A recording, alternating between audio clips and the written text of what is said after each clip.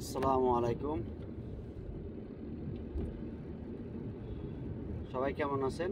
তো শুরু করলাম আমাদের বিশিষ্ট যাকে আমরা দেশ স্বাধীন করার লোকদেরকে বলছিলাম, যাদেরকে আমরা সবসময় স্মরণ করতাম, ভাবতাম, কিন্তু বাস্তবতা দেখবো এটা কখনো ভাবিনি।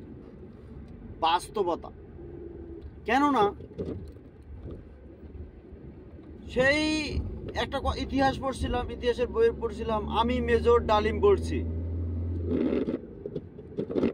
এই মেজর ডালিমের কণ্ঠ শুনতে শুনতে সে বলছিল যে আমাদের বাংলাদেশের কি হবে কি না হবে এগুলো, মানে সে রেডিওর মাধ্যমে সবাইকে সম্প্রচার করছিল যে কি হবে না হবে, দেশের কি পরিস্থিতি কি না পরিস্থিতি সব প্রচারগুলো খালি শুনছিলাম।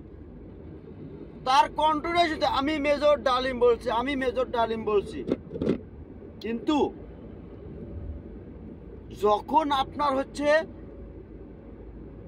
সাংবাদিক ইলিয়াস তার লাইভ ইউটিউব চ্যানেলে যেটা লাইভে নিয়ে এসেছিল, তাকে বাস্তবতা দেখলাম।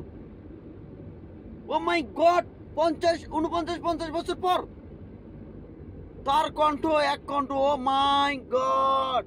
কিন্তু কথা হচ্ছে যে মেজর ডালিম তার পুরনো যে ইতিহাস, তার পুরনো যে বইগুলো আছে, আসলে আমরা সবসময় না জানি না অনেক কিছুই তো কিন্তু নাচানাচি করি, না জানে অনেক কিছু নাচানাচির করানে।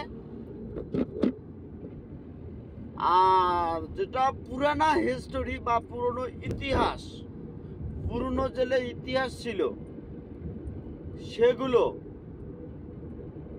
আমাদের রাজনীতিতে কারণে সব পুরনো ইতিহাসগুলা গাছাপা দিয়ে বসেছিল। কিন্তু আসলে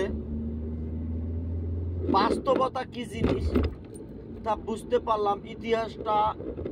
মেজর ডালিম যদি এই দুনিয়াতে, আমরা তো সারা জীবন শুনছিলাম যে উনি মারা গেছে, হয়তো কোথায় গায়েব হয়েছে কি না হয়েছে, কিন্তু আসলে উনি দেশের পরিস্থিতি দেখে এই সময়ে যে আইছে, তাকে যে আমরা কিভাবে শ্রদ্ধা জানাবো তার ভাষা কল্পনা করা যাচ্ছে না।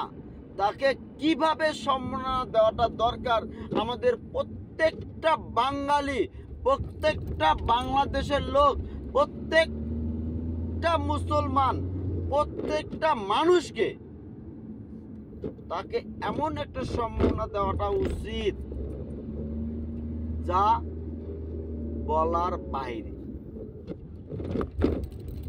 কেননা যদি আপনারা, এই মানুষটা এতদিন পর আসলো, যখন আমাদের স্বার্থ সমন্বয়রা এইভাবে দেশটাকে যখন একটু নিজের কাজে নিয়ে আইছে, দেশটাকে নতুনভাবে স্বাধীনের নিয়ে আইছে, ইনি যদি এই সময় না আসতো, কারণ তিনি বুঝতে পারছে যে আমাকে এখন সবকিছু পুরনো ইতিহাসটা বলা প্রয়োজন, সে আর মুখে চাপা দিয়ে থাকতে পারে নাই।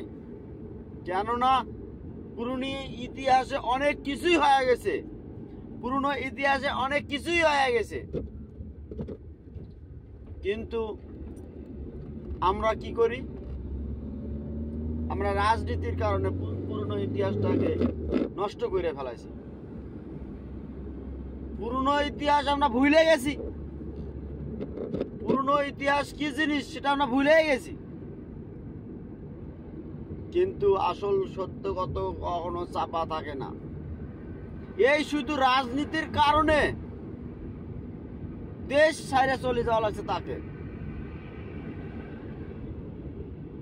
একটা চিন্তা করেন যে রেডিও বেতার থেকে বলছিল যে আমি মেজর ডালিম বলছি, আপনারা সবাই সবসময় ভালো থাকার চেষ্টা করবেন, নিজেকে খেয়াল রাখার কথা বলছিল, বিভিন্ন ধরনের সতর্কতার কথা বলছিল।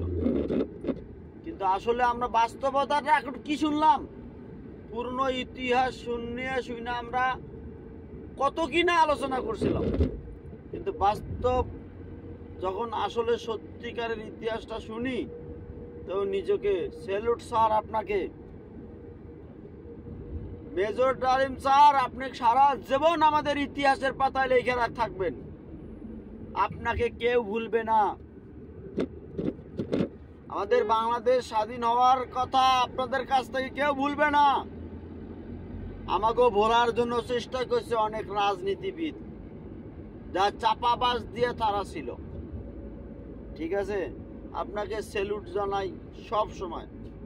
Thank you so much. এখন আপনাকে আমাদের বাংলাদেশে নিয়ে আসার ব্যবস্থা ইনশাল্লাহ করবো, ইনশাল্লাহ, ইনশাল্লাহ, সবাই মিলে ইনশাল্লাহ।